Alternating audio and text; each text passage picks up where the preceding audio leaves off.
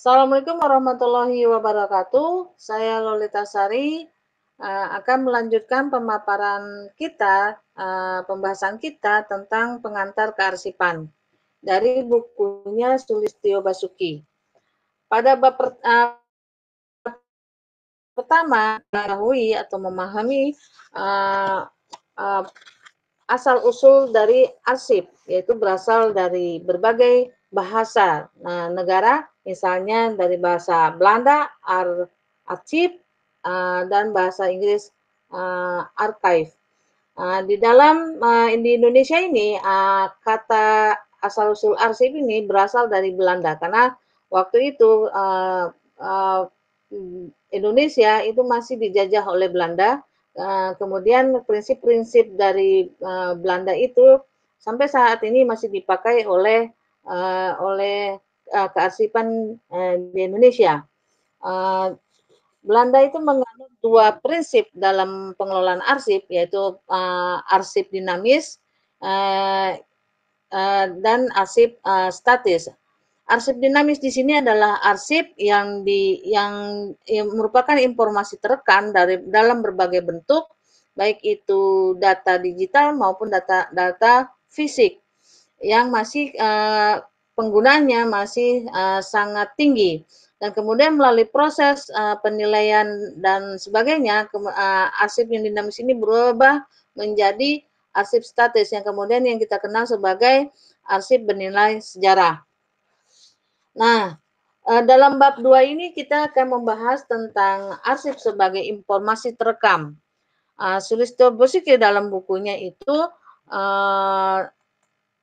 untuk memahami bab 2 ini kita harus memahami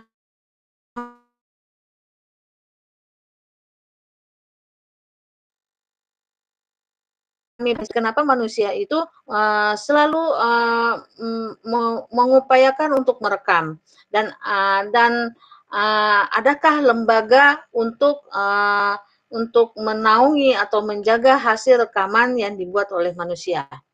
Oke, pertama, Sulistyo Basuki itu menyatakan bahwa untuk memahami definisi informasi itu sangat sulit sangat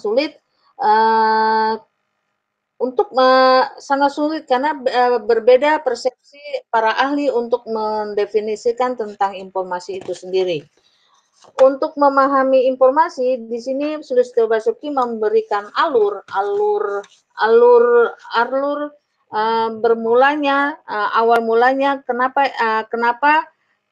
menjadi disebut sebagai informasi. Bahwa pada mulanya itu informasi itu dimulai dari suatu peristiwa yang diterima oleh manusia.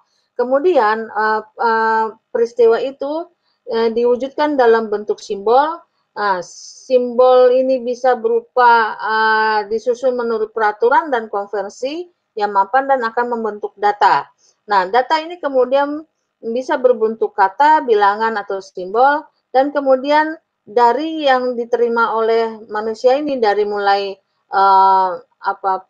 informasi, kemudian dari mulai peristiwa, kemudian berubah menjadi data, kemudian menjadi informasi. Nah, informasi yang diterima manusia ini akhirnya menjadi suatu pengetahuan bagi manusia yang menerima perjalanan peristiwa tersebut. Kemudian dibahas pula kenapa sih manusia itu selalu merekam suatu informasi. Apa sih manfaatnya?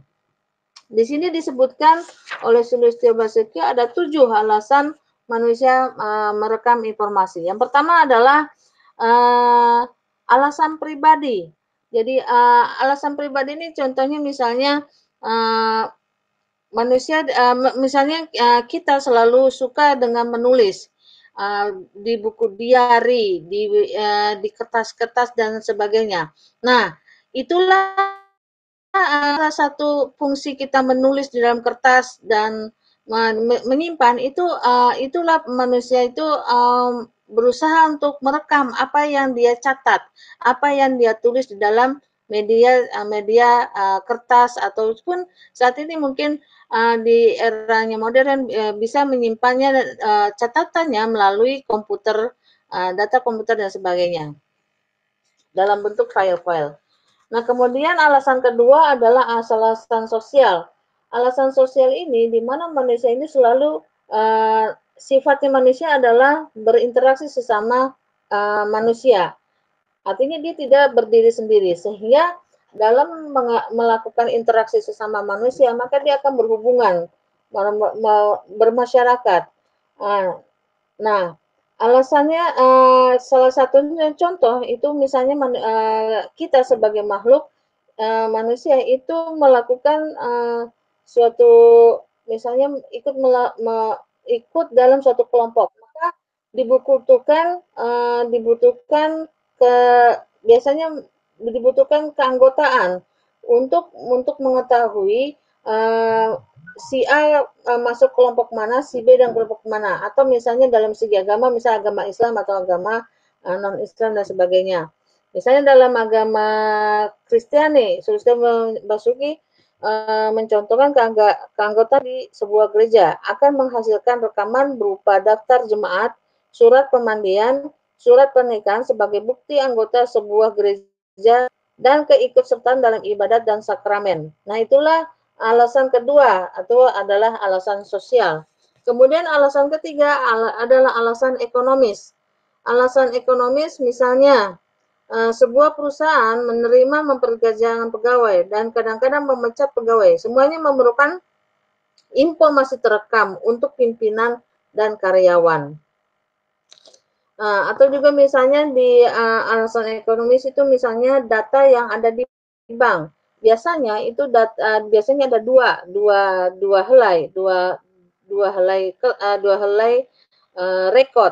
Satu rekod untuk kita dan satu rekod untuk untuk bank, untuk disimpan. Dan kemudian alasan keempat itu alasan hukum. Alasan hukum ini misalnya data kita itu direkam oleh pemerintah melalui kartu keluarga, KTP, atau kalau misalnya kita memiliki suatu bukti kepemilikan itu alasan-alasan berlandaskan hukum. Dengan adanya kita KTP dan KK, maka kita memiliki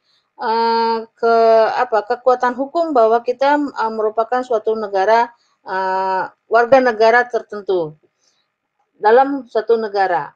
Dan kemudian alasan kelima adalah alasan instrumental. Misalnya dalam merancang sebuah rumah, kita membutuhkan blueprint untuk sebagai acuan bagaimana bangunan itu dibuat.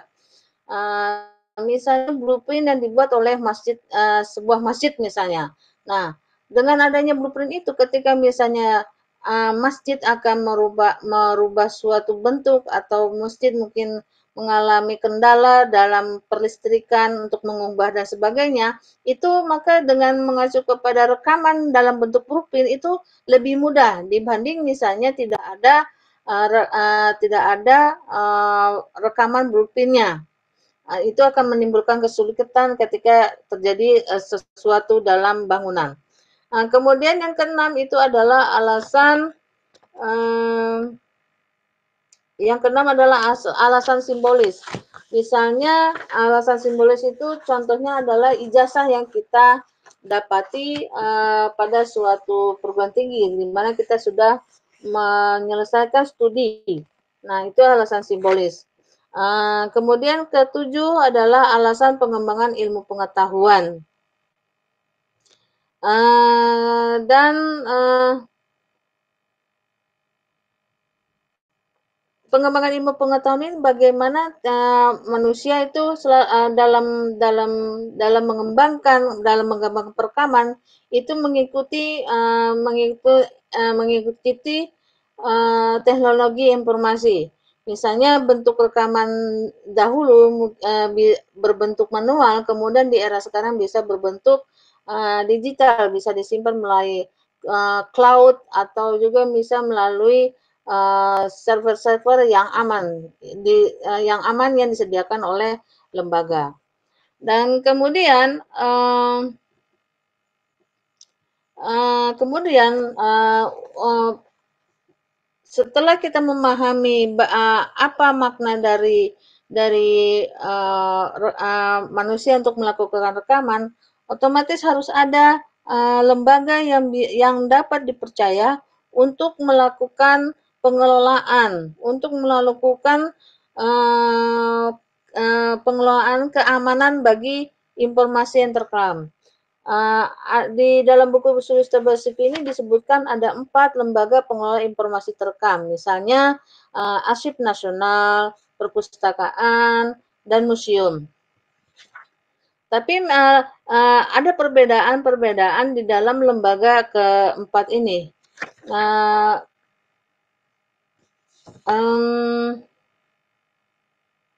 Misalnya di sini disebutkan bahwa ada perbedaan antara fungsi perpustakaan dan kearsipan. Untuk perpustakaan, pengelolanya disebut sebagai pustakawan, kemudian untuk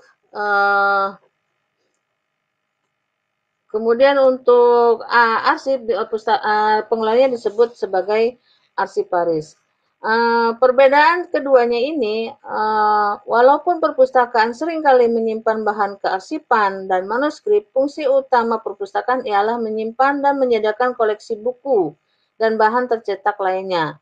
Arsip juga kadang-kadang memiliki buku dan dokumen tercetak lainnya, namun fungsi utama arsip adalah memelihara akumulasi arsip dinamis atau makalah dari maujud organik dan perorangan termasuk bahan kearsipan semacam buku panduan dikeluarkan sebuah badan perusahaan, instansi, dan lembaga. Keberadaan arsip dan perpustakaan bertujuan sama-sama, tujuannya adalah membantu melestarikan informasi terekam yang berharga.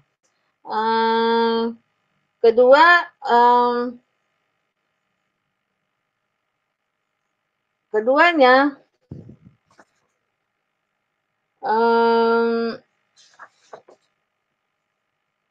koleksi yang dikumpulkan arsip bersifat unik, tidak terdapat di tempat lain. Misalnya, naskah proklamasi kemerdekaan yang diketik hanya ada satu. Pustakawan berhubungan dengan berbagai eksemplar. Kopi, buku, dan terbitan kemungkinan besar juga terdapat di perpustakaan lain. Artinya bahwa yang dikelola atau diselamatkan oleh lembaga arsip itu hanya satu. Naskahnya satu, berbentuk asli. Sementara kalau untuk perpustakaan, dia bisa mengcopy naskah yang disediakan, misalnya buku-buku dan sebagainya. Di sini perbedaan antara arsip dengan perpustakaan. Dan kemudian ketiganya, keunikan koleksi yang disimpan, terdapat perbedaan di antara keduanya. Antara arsip dengan perpustakaan. Materi di perpustakaan diciptakan terutama untuk tujuan kultural, pendidikan, penelitian, dan ilmu pengetahuan. Koleksi perpustakaan merupakan materi diskrit berbentuk penuh signifikansi, masing-masing materi bersifat bebas, tidak tergantung pada materi lainnya. Contohnya, sebuah buku karangan Muhammad Yamin berjudul Sejarah Majapahit tidak ada hubungannya dengan buku berjudul sama oleh penulis sama dengan terdapat di perpustakaan lain. Nah, sebaliknya, kalau materi kearsipan bersifat kontinu, yang mungkin ada hubungannya dengan materi lain. Misalnya, kumpulan surat Muhammad Yamin bersifat kontinu karena tidak dapat ditetapkan berapa banyak kemungkinan besar memiliki hubungan dengan naskah buku sejarah UUD. Contoh lainnya misalnya sebuah buku merupakan kesatuan lengkap mungkin dari halaman pertama hingga halaman terakhir. Nah, pada bundel arsip tidak harus lengkap karena bundel arsip merupakan kesatuan berbagai benda sehingga mungkin saja bundel arsip tokoh X misalnya hanya terdiri dari 2 lembar, pada bundel lain berisi ratusan lembar. Nah, yang keempatnya, lembaga kearsipan didirikan untuk melestarikan materi kearsipan yang dihasilkan dan diterima oleh badan korporasi atau perorangan. Jadi, perpustakaan merupakan lembaga pengumpul. Sebetulnya perpustakaan dan arsip itu sama-sama sebagai lembaga pengumpul dan sama-sama dia sebagai pelestari hasanah hasanah hasanah warisan bangsa, tetapi yang membedakan hanyalah ada koleksi-koleksi tertentu yang tidak bisa disebar luaskan oleh kearsipan, sementara oleh perpustakaan sesuai fungsinya dia bisa menggandakan, bahkan materi yang disediakan perpustakaan dapat saja nanti terdapat di perpustakaan lainnya. Itu perbedaannya antara perpustakaan dengan kearsipan. Nah, kemudian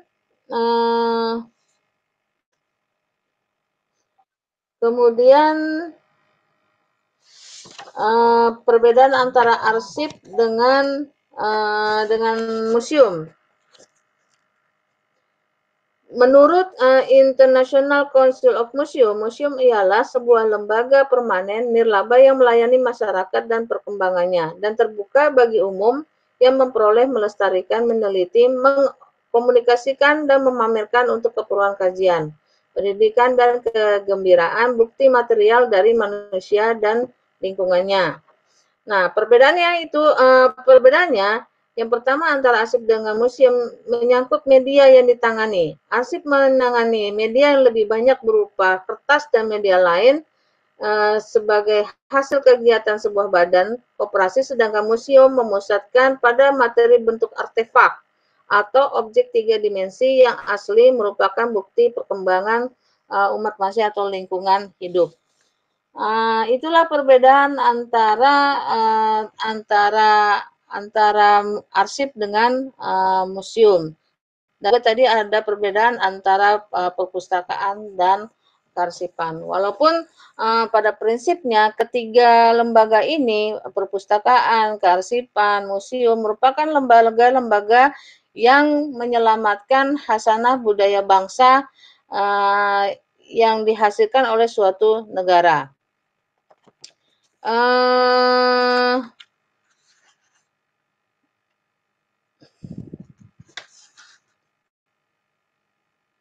Mungkin itu yang dapat saya sampaikan. Untuk saat ini lembaga pengelolaan arsip tidak hanya berbentuk suatu sebuah gedung atau sebuah ruangan. Di dalamnya tersedia materi-materi kearsipan atau materi-materi koleksi yang harus diselamatkan, tetapi saat ini sudah ada juga yang disebut dengan cloud. Dengan cloud itu materi-materi arsip atau koleksi kearsipan itu bisa disimpan atau dikelola oleh cloud. Tentu ini agak berbeda perlakuannya, cuman hanya dalam sistem pengelolaannya tetap sama. Di sana tetap ada konsep-konsep kearsipan yang diterapkan, misalnya dalam cycle arsip, dimulai dari masa penciptaan hingga masa penyusutannya itu tetap dikelola secara standar kearsipan. Ya, mungkin itu semoga Anda memahami apa yang saya sampaikan, dan kita akan lanjutkan nanti ke bab ketiga, itu tentang prinsip kearsipan. Setelah kemarin kita sudah memahami tentang asal usul kata arsip, fungsi-fungsi arsip, kemudian kita juga telah memahami ke bab 2 itu tentang apa itu informasi, kemudian kenapa informasi itu harus direkam, kemudian harus ada juga lembaga yang merekamnya. Nah, nanti pada bab ketiga nanti kita belajar bagaimana tuh cara mengelola arsip, mengelola arsip berdasarkan prinsip-prinsip kearsipan. Mungkin itu, terima kasih. Mohon maaf jika ada salah kata. Assalamualaikum warahmatullahi wabarakatuh.